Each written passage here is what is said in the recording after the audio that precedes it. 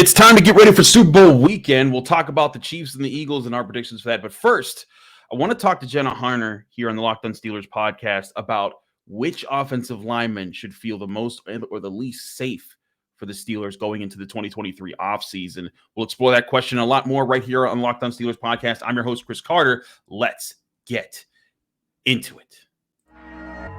You are Locked On Steelers, your daily Pittsburgh Steelers podcast, part of the Locked On Podcast Network, your team every day.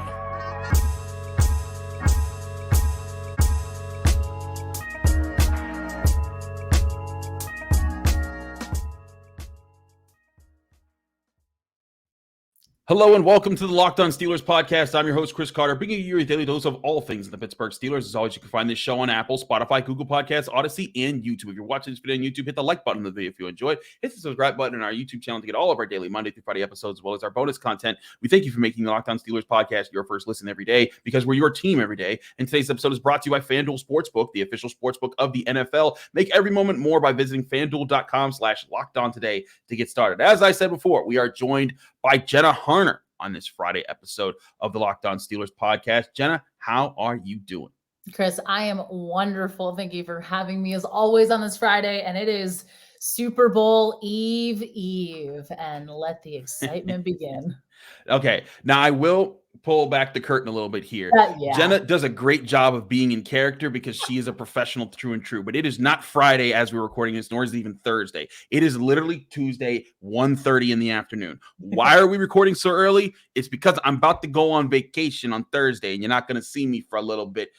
So I need to get these out of the way because I'm trying to enjoy some time off later. So full disclosure, if today's or yesterday's, Thursday's episode, which I still have to record with Josh Taylor, if either of these episodes seem a little outdated, we apologize. Part of the job, but I wanted to make sure that you guys had content throughout the week going into the weekend, and you guys weren't just left with nothing because I was on vacation. So that being said, please take that into note with the rest of the episode. But Jenna, we've talked a lot this week about Brian Flores. We've talked a lot this week about what the Steelers need to do with the salary cap situation.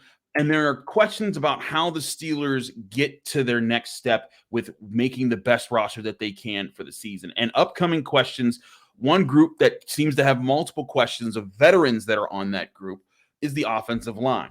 You have from left to right, Dan Moore Jr., who will be entering his third season. Kevin Dotson will be entering his fourth and final season of his rookie contract. Mason Cole, who was a solid veteran that you brought in. He counts as a $6.9 million cap hit. But, again, he played well. He got a B grade on the Locked On Steelers podcast final grades that we did. He'll be 26, I believe, next year. So he's in a good age range. You got Chukwuma Okorafor at right tackle and James Daniels at right guard. James Daniels, a little bit more expensive, $11.1 million, but arguably you could say maybe he earned that. Chukwuma Okorafor, though, the most expensive of them with a $13 million cap hit. And now with those starting five, granted, none of them missed a single game last year. All of them went through the year unscathed. There's a lot of presumptions the Steelers are going to add to the offensive line, be it in the NFL draft or free agency. Who are the players, or who is the player that you see should feel the most vulnerable about their position and the most protected? Because I think that's going to play down into, you see all these guys, you definitely want to upgrade this group, but based off of contract value versus the value they bring on the field, certain guys might be more important might feel more safe than others right now. Well, this is such an intriguing question. And you and I were talking as, we're chatting before we start recording about what we're going to say, or not what we're going to say, but, what we're going to talk about. There we go. I can't speak today. You're fine. It's a Tuesday afternoon. It's Tuesday. For Friday. We're not at the Friday level yet, but it is really intriguing because you look at some of the areas, especially in terms of these guys where there were a lot of problems, where there were struggle, and obviously not to call anybody out in any way, but Dan Moore Jr. and Kevin Dotson, you saw a little bit of weakness in those guys compared to guys like Mason Cole, guys like James Daniels, right, guys like Chooks. And we saw a lot. I think no matter what, you have to highlight the fact that this offensive line greatly improved as the season went on. I keep going back to the third preseason game, and it was like, this is going to be a long season. And it was, but in that same extent, a lot of these guys got better. At the same time, like you mentioned, none of them missed a snap. None of them missed a game. None of them missed one full game or more, which is incredibly rare, especially among your offensive line. So that's something too that you have to think they're not going to stay as healthy as they are.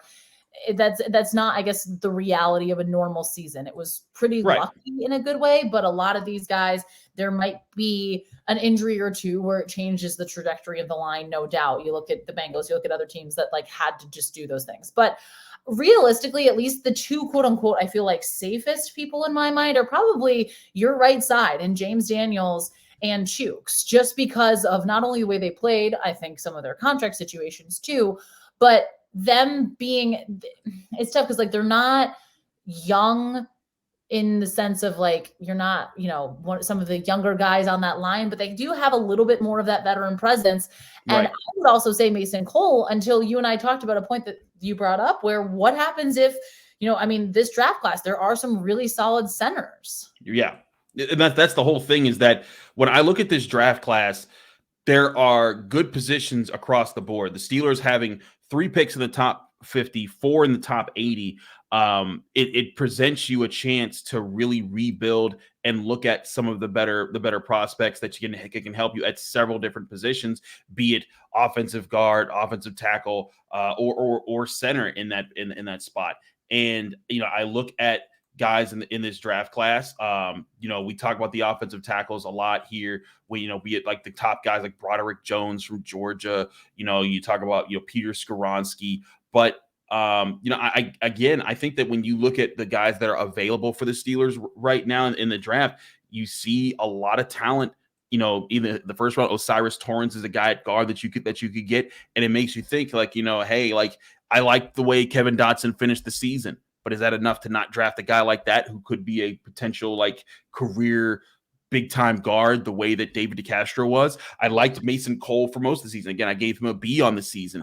But if you can find a center in this draft class who can be a guy that carries you for the long term, you pass that up for a good center like Mason Cole right now. John Michael Schmitz of Minnesota, he skyrocketed after the Senior Bowl, and now everyone's talking about him as a more valuable prospect. And there's guys like Jarrett Patterson, from Notre Dame. Like there's guys out there that people are going to be talking about, and the question will be, do you invest in those guys? And then if you do, what does that mean for the veterans that you've been keeping along? Because now these are salary cap questions, because this team, as we discussed with Alan Saunders on Wednesday, this team has a lot of things to fill. And as much as they can make space they can make salary cap space to make moves, they can't. It's tough to make too much salary cap space without losing some of the veterans who really improved for you this year. And that's why this is a tougher question, I think most people are willing to admit.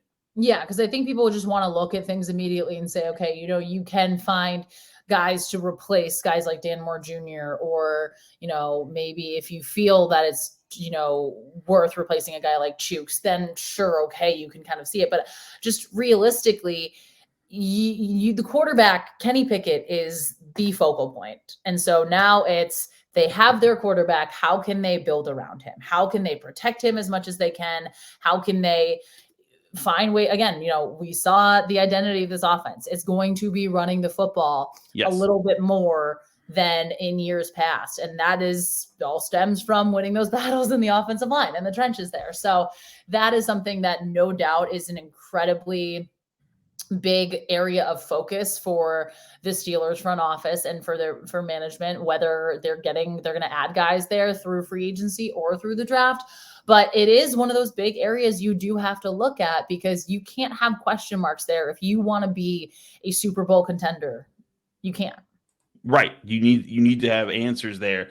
And I think that's going to be one of the things that people kind of study moving forward is can they find guys who are who can be corner pieces in trying to build for the future? And again, do you pass up on a corner piece for a good piece? And, when you have that, and part of it's also weighing, other positions, cornerback is needed, linebackers needed, defensive lines needed. There's different positions there, but offensive line, like you said, it's so important to what this team is trying to do. We're going to continue this discussion and then get into our Super Bowl talk in just a bit here on the Locked On Steelers podcast. So don't go anywhere. But first, we got to talk to you guys about one of our great sponsors, and that's Blue Nile. With Valentine's Day coming up, that means romance is in the air even more than usual. And we don't need to tell you all that because you probably have all your date plans and things lined up on your calendars. But if you haven't found the perfect Valentine's Day gift, this is where Blue Nile could come in to save the day for you. Whether you're celebrating the day of romance or you're ready to pop the question, you can find jewelry as unique as she is with the modern convenience of online shopping at BlueNile.com. At BlueNile.com, you can find the perfect piece of jewelry for life special moments or even to create the custom engagement ring of her dreams.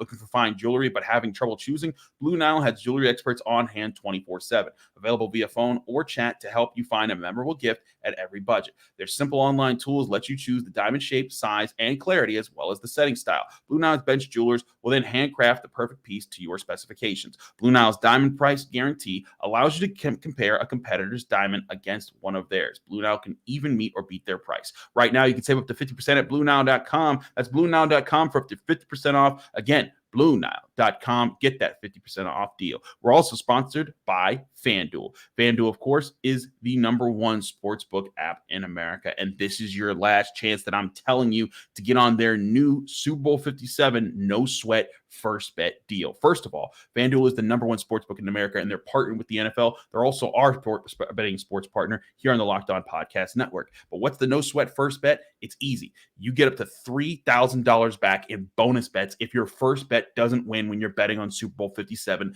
this weekend. All that action on an app that's safe, secure, and super easy to use. FanDuel lets you bet on everything from the money line to point spreads to who'll score a touchdown first. Best of all, you can get paid for your winnings instantly. Personally, there's nothing better than hitting on that same game parlay and then being able to cash out right away. So join FanDuel today at FanDuel.com/lockedon to claim your no sweat first bet on Super Bowl 57. That's FanDuel.com/lockedon. Make every moment more with FanDuel, the official sportsbook partner of the NFL. And when we do back-to-back ad reads, we keep it rolling here on the Locked On Steelers podcast. Jenna, just finishing off this conversation, we talked about Dan Moore being an obvious part of this equation. I think like you said, Dan Moore and Kevin Dotson are the two guys that need to kind of be looking over their backs. There's also the question of Kendrick Green. He didn't even dress for a single game this year. Is he even going to be in the fold next year? Is he presumed to just be out if he wasn't even good enough to play this year? I think the Steelers, even if they draft some of these guys that we're talking about in the earlier rounds, it's important to have guys, like you said, for depth, because they're going to help this team at some point, because you don't get 2 years where every offensive lineman makes it through and plays every single game. No, absolutely not. And that's something too that is going to really be an intriguing piece of this puzzle, and something that there is so many questions, because look, I mean, it's tough to say in terms of like a true evaluation, because there were so many factors that went into this offense being right. a little, having to kind of get up to speed as the season was progressing. I think what we saw in the last half of the season is really kind of that blueprint for what they can look like. And for the most part, they did look pretty solid down the stretch and down the end of the season in terms of what they were able to do, the holes they were able to create for Najee Harris and Jalen Warren, the way they were able to protect Kenny Pickett so he had time to go right. through his reads and make his throws. But then again, it all stems back to, how do you get better? How do you improve? And it's going to kind of be a mix. I do think that obviously having younger guys and making sure that you can let them kind of, I look at Dan Moore and Kevin Dotson and I say younger, I mean, they're still on their initial contracts. So that whole, them getting to that next step of, hey, they're signing a new contract, they're showing that they're valued in the league. Then you have guys like that who can work with some of those new younger guys. And that is why too, I'm kind of going all over the place in a little bit with this, but with Mason Cole, having a veteran, a voice like that, the leader that he is, I think that goes a long way for some of these new guys. We always talk about, defensive line. I feel like we went back to training camp. You saw Cam Hayward working super closely with DeMarvin Leal. He came off to the side of the field and, was working on his techniques with him, and he was walking him through things. You kind of need that presence. You need somebody like that who's a starter. And not to say that younger guys can't have that role, but having that veteran guy who has that little more of, okay, I'm pulling you off to the side here because you didn't do that drill right, and we're going through it step by step by step. Right. You know that you can. No, I agree. That presence is necessary. I think it's why the Steelers should make an effort to make sure that Cam Sutton's around, because if they draft a cornerback, even if you do, even if it's their first pick and you get Christian Gonzalez and everyone's super happy about it, you want that veteran who knows what the locker room's like to say, hey, Rook, this is the style that we play here. Follow me. I'm the leader here, so that you can learn to be a leader. And I think you're right. DeMarvin Leal certainly had that on the defensive line. Najee Harris tried to kind of take that from Ben Roethlisberger for years. I think that there's that passing of the torch that needs to happen there. So certainly the Steelers could afford to kind of keep guys like Mason Cole, like James Daniels and Chukwuma Okorafor around. And even if they keep Kevin Dotson, and I mean, they shouldn't just get rid of those guys. Even if they draft a left tackle and Dan Moore's on the bench, they shouldn't cut him. He has 2 years of starting experience and he's a young player. So now you know that he can now you say, hey, all right, if you want a spot, you're going to have to be ready to fill in. Same thing for Kevin Dotson. He needs to be ready for when that to happen. Kevin Dotson talked about the toughness of switching from right guard to left guard, that if he's put in a situation where he needs to kind of handle both, that'll be a challenge for him. But if he comes out for the better of it, you have a guard who can play both positions with veteran experience. That can be worth something, not just to him, not just to the Steelers, but to him when he tries to hit free agency and make that contract. So, yeah, I think that right now you and I are on the same page. I think James Daniels should feel the most safe.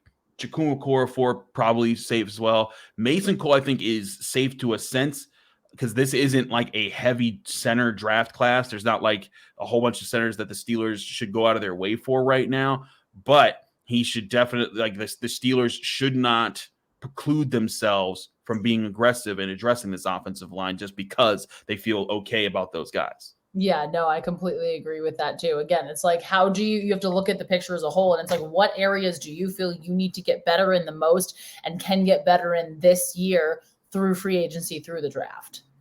Absolutely. We'll talk more about that as the offseason rolls along, because I'm sure the Steelers will make some free agency moves. But we have to flip to the Super Bowl, because that is the last football game being played. We don't count the Pro Bowl. That was weird. I don't know about you, Jenna, but flag football, Pro Bowl, at just some point, let's just call it a day. I'm okay. I didn't even watch it. I kept up with it just to see if anyone got hurt or if there was any crazy things that happened. There were a couple cool, little funny moments here and there, but I mean, the Pro Bowl has outlived its purpose for now. Yeah, I didn't watch. I can't even say that I watched. I did not watch. So point being, we all are going to be watching the Super Bowl, but let's talk about this Super Bowl now. You have the Eagles and the Chiefs, two teams built differently. The Chiefs behind Patrick Mahomes, who played an amazing way, hobbling with the high ankle sprain against the Bengals, winning that AFC Championship game. That both, I think you and I picked the Bengals for that one, and he proved us wrong there. And now he's getting ready to play in his third Super Bowl appearance in 5-6 years. So he's building his legacy, but now he faces an Eagles team that's behind a quarterback in Jalen Hurts, who's still on his rookie deal, a defense that has caught life with their pass rush and their corners. They've been able to get after the quarterback. They've been able to disrupt passes downfield, and they have a strong running game with an offensive line that's kicking butt. I think one of the things that I take away from this, Jenna, is that people have been saying the way the Steelers are building their roster with, trying to control the ground game, trying to win with defense, and, not necessarily a prolific passing game, you can't win that way in the NFL. If the Eagles beat the Chiefs in this game, to me, it kind of shows that you can. Yeah. Nope, that's exactly my thought too. I think that's exactly what it looks like and what it seems like. And we'll talk about our picks, but I feel like that's what's going to happen, because the Eagles, yes, I know they drafted guys like Jalen Hurts and Devontae Smith, and they brought in I'm AJ Green just retired, so that's why I'm saying it's AJ Brown. I saw your brain working, and I was like, she's about to say AJ Green, but she knows she's not supposed to say AJ Green, but she's got to figure out the different color of an AJ that's out there. AJ Green, AJ Brown. You bring him in through free agency, and that's a solid way, but they've been building through the trenches. They have those guys. There's a little bit of carryover from the Super Bowl victory in 2018 over the Patriots, but it's one of those things where we hear Mike Tomlin say it all the time. I go back to the Steelers, make it Steelers relevant. We hear him say all the time, like, you win and you lose in the trenches, mano-y-mano, that, hand-to-hand combat in that way. And I think that's what the Eagles have. I'm excited about the Super Bowl too. Let me say that. No, I'm excited too. These are two very talented teams that, again, they're gonna be bringing it. The Chiefs pass rush, though, was so dominant against the Bengals. It changed everything against Joe Burrow. It made him uncomfortable. They stuffed the run. Joe Mixon was not a factor. And then they got after Joe Burrow and made things rough on them. Now you face a team in the Eagles that has a better offensive line, maybe one of the best offensive lines in all of football, and their defensive line gets after the quarterback. As much as we want to talk about these quarterbacks, I think those clashes of the Chiefs offensive line led by Creed Humphrey is going up against defensive front with the Eagles led by Fletcher Cox. And then on vice versa, Chris Jones and that Chiefs defensive line is up against Jason Kelsey and the Eagles offensive line. To me, that could be where this game is actually won. And I'm so excited to see that too, because I could not agree with you more. Some of those battles, some of those just, how do you beat your guy? How do you protect your guy? Because we've seen from both of these teams, these offensive lines can protect their quarterbacks pretty well. And we've seen, especially through the last stretch of the season and through the playoffs here, how well they've been able to do that. And as a Giants fan, I'm remiss. Steve Spagnuolo, please come back, because, oh my God, what he does. I mean, he should be a head coach in so many ways, but what he's done with that defense, especially too, you and I talked about it at the start of the year, this Chiefs defense was not what we thought it was, not what we thought it was going to be, especially compared to years past. And they're like, no, we're still right there for you. Their secondary might be a little bit weaker in my opinion, but I think especially up front, they just can control games that way. But then you go on the flip side, and so can the Eagles. Exactly. And that's what makes this matchup, I think, really good. We could call it the Andy Reid Bowl. We can call it the Kelsey Bowl, because both brothers are on opposite sides. That's a crazy situation. We'll go over more parts of this matchup, our predictions, and some of the top betting things that we're going to look at. We're going to go over some of the odds and ends that you can look at from Fanduel, who we talked about earlier in this show. So stay tuned. We're going to go over all our final Super Bowl picks and projections in just a minute here. But first, we got to talk to you guys about our great sponsor at TurboTax. Go to TurboTax and don't do your taxes. Hear me. You go to TurboTax to not do your taxes. You just meet with an expert and they'll do them for you. TurboTax experts can relieve you from the stress of taxes and file for you so that you can not do taxes. You can show your eyes things that are not taxes. You could unpack a moving box of not taxes. You can taste not taxes. You can sing not taxes a lullaby. You can hope not taxes sleeps through the night. You can grab a saddle and ride not taxes into the sunset. With TurboTax, an expert will do your taxes from start to finish, ensuring your taxes are done right, guaranteed, so that you can relax. Feels good to be done with your taxes, doesn't it? Come to TurboTax right now and don't do your taxes. Visit TurboTax.com to learn more. Into it. TurboTax, full service products only. Video meeting required. While expert does your taxes. See guarantee details at turbotax.com/guarantees.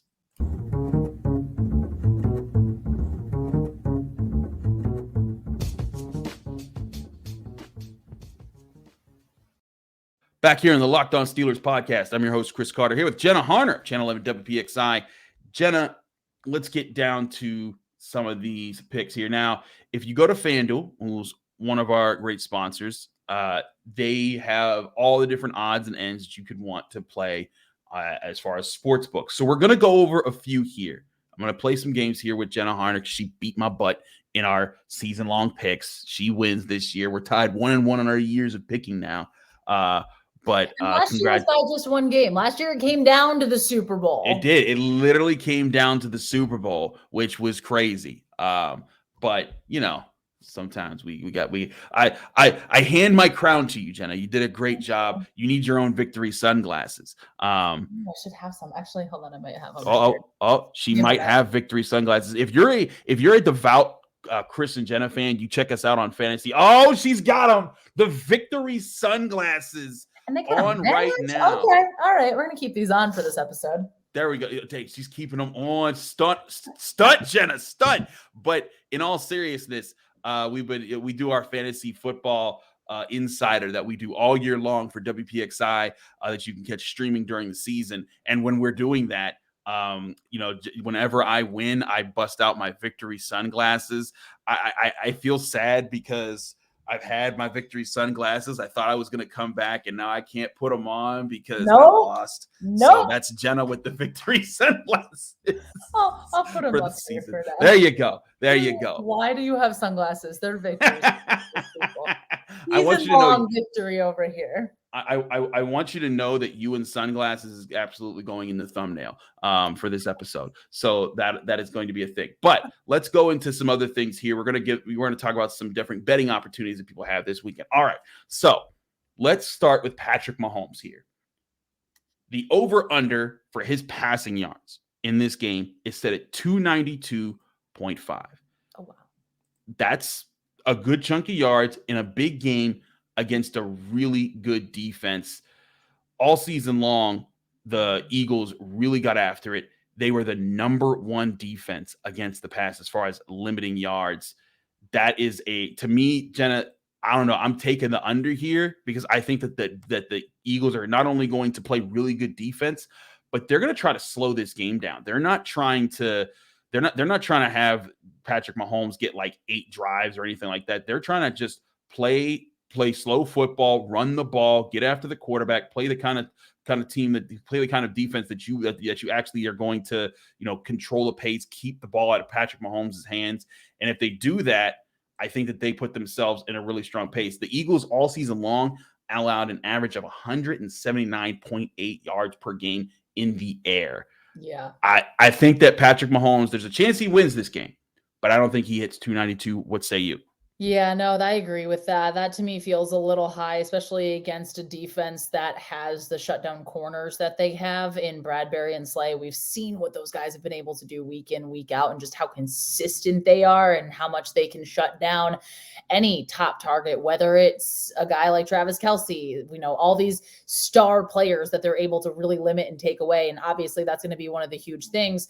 I haven't been as up to date in terms of the health reports of some of the guys, but I know the Chiefs are hurting in terms of receivers. I know Juju is expected to play.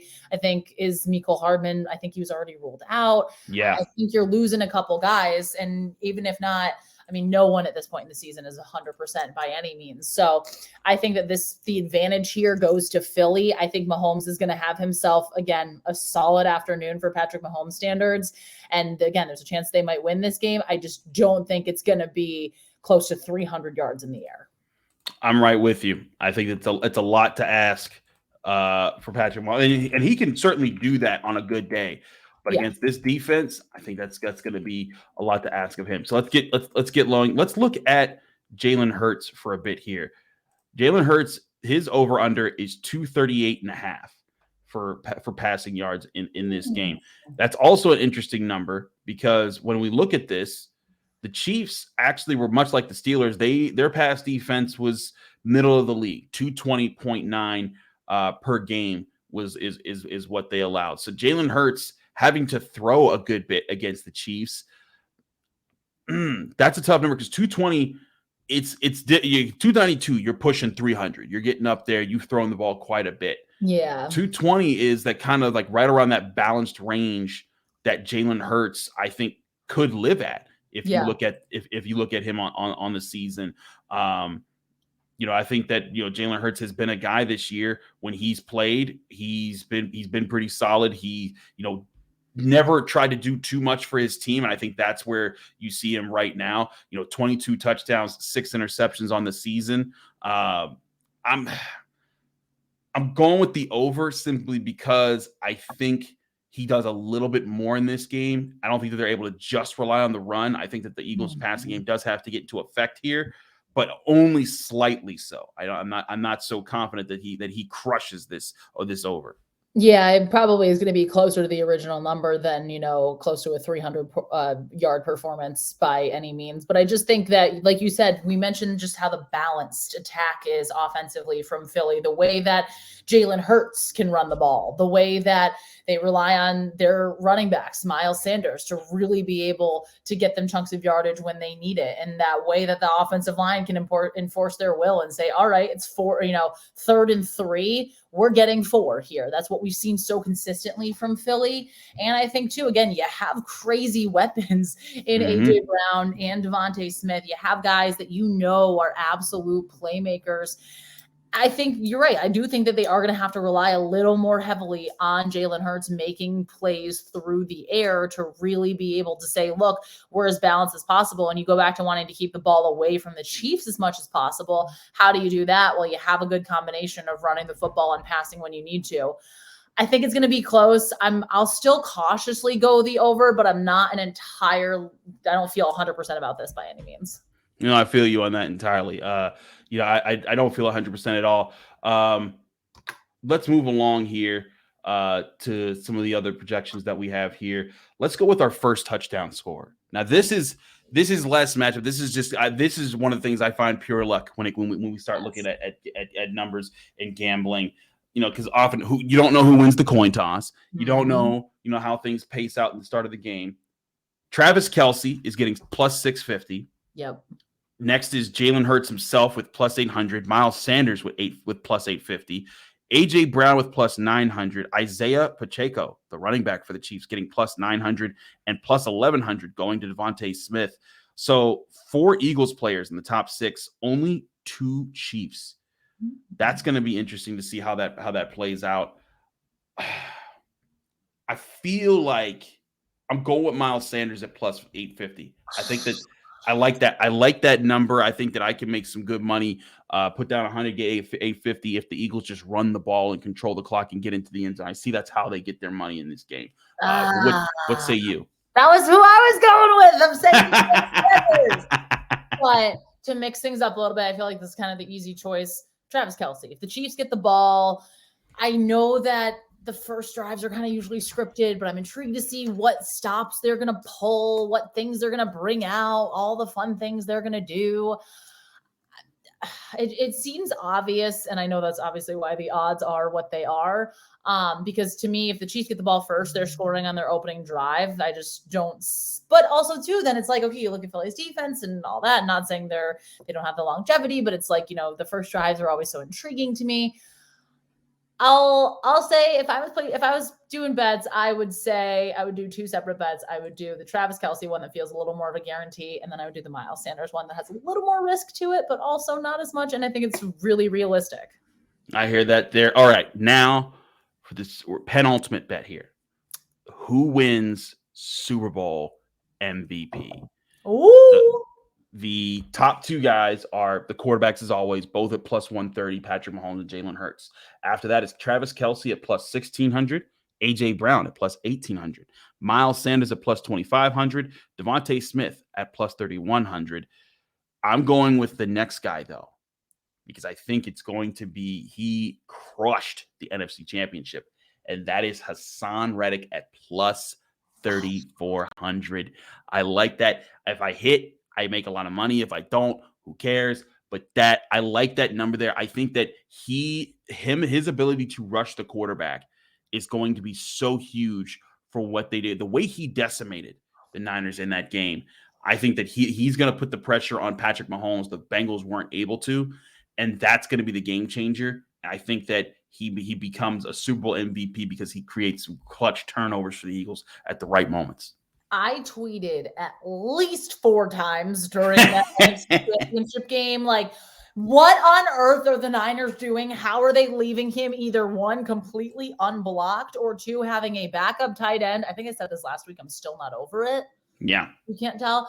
I like that a lot. I like that as like a dark horse under the radar. If you hit well on that.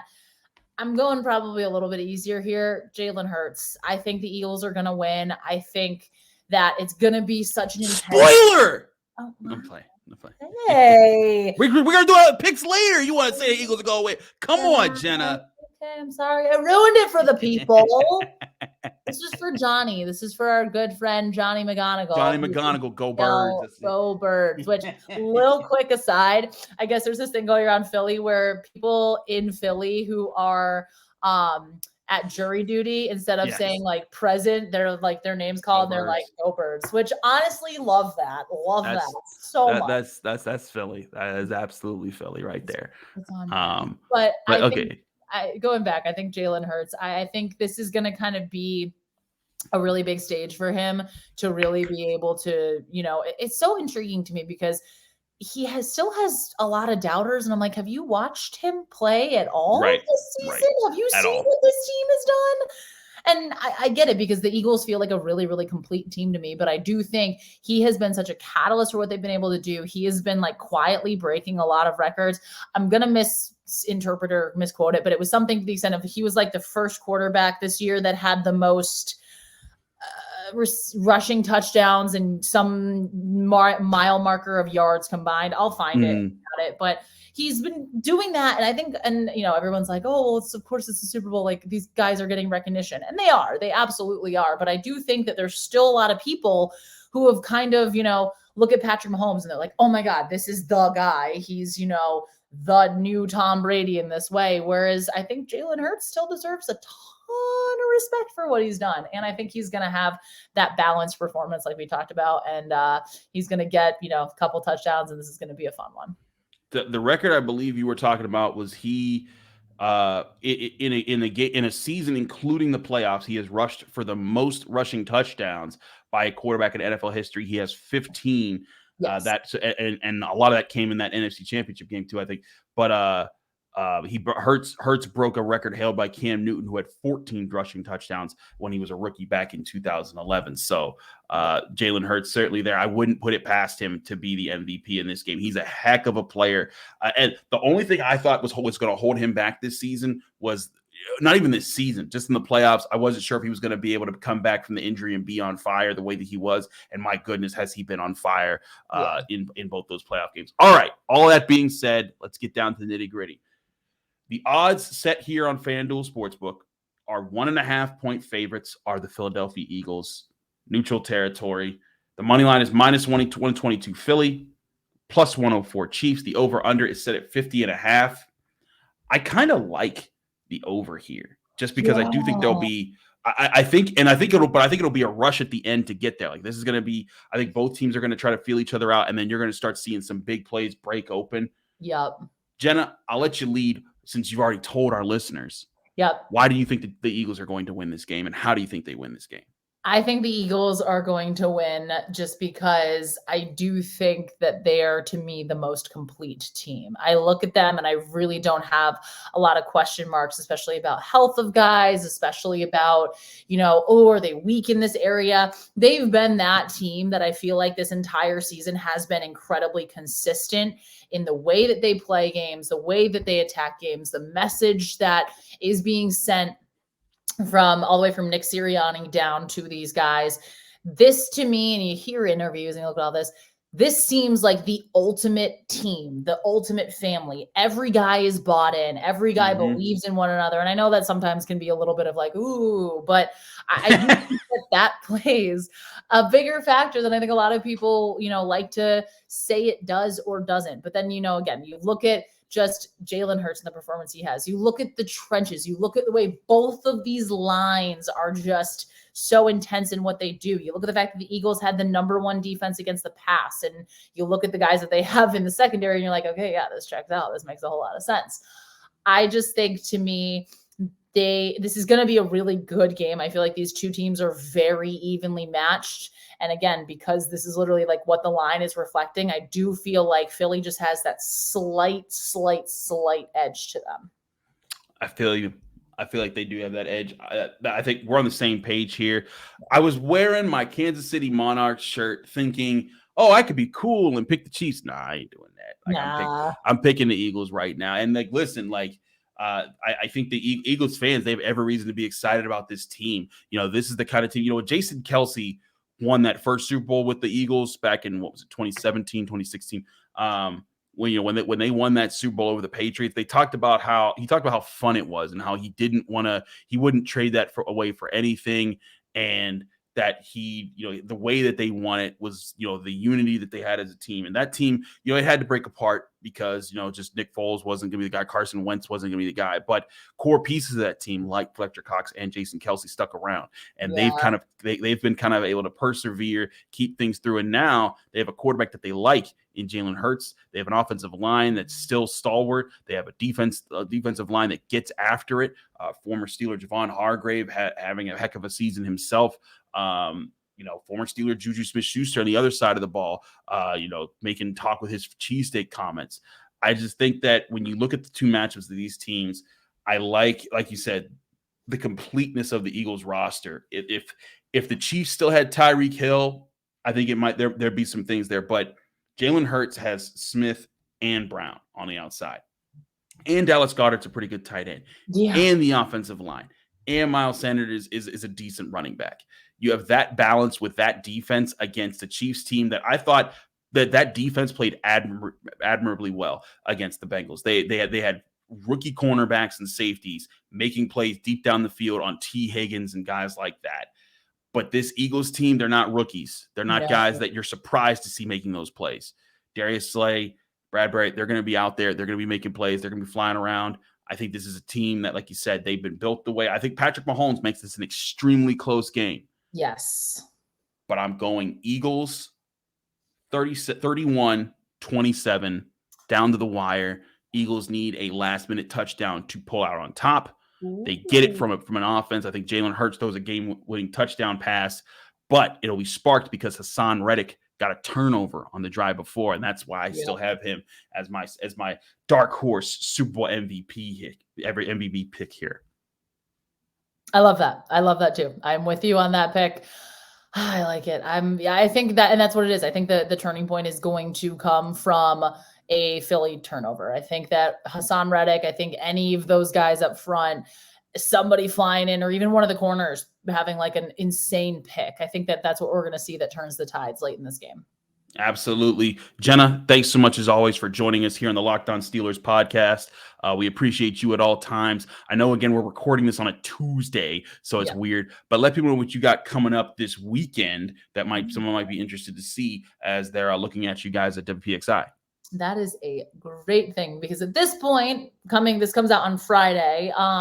I will have a story coming out about Cam Hayward that will have debuted. Obviously, again, we don't know with NFL honors what's going to happen on Thursday night, but with Cam being up for the Walter Payton Man of the Year award, at this point recording, I'm sitting down with his mom, Charlotte, to talk about just all the incredible work he's doing in the community. So definitely keep your eyes tuned for that. It'll be on Twitter, our website, things along those lines. And just getting ready for Super Bowl, and then being on the Final Word Super Bowl night. So definitely tune in as a panelist. This will be fun.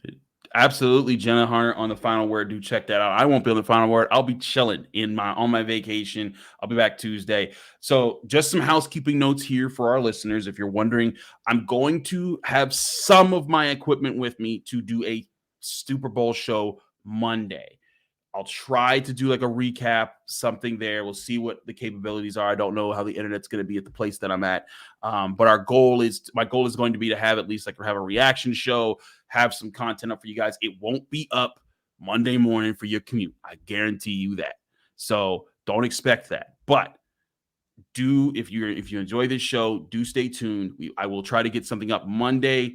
I get back into Pittsburgh Tuesday evening. So I'm there. This Tuesday might also be a little bit slow, but we'll still have something up. But next Wednesday is when we'll be back into the full swing of things with Locked On Steelers. So do be patient with us. And remember, this show and Thursday's show all done well in advance of when those days were. So please excuse any dust that we have or any breaking news that comes out that might make something that we said out a little outdated. Thanks again, though, for checking out the Locked On Steelers podcast that you can find anywhere the podcasts are hosted, and especially on YouTube. Like this video if you saw it on YouTube. Subscribe to this YouTube channel to get all of our daily Monday through Friday content, as well as our bonus content. Thanks again. Happy Super Bowl weekend, everybody. I'll be back next week when I'm either still on vacation recording there or back when I am back from vacation. Either way, we'll see you then right here on the Locked On Steelers podcast.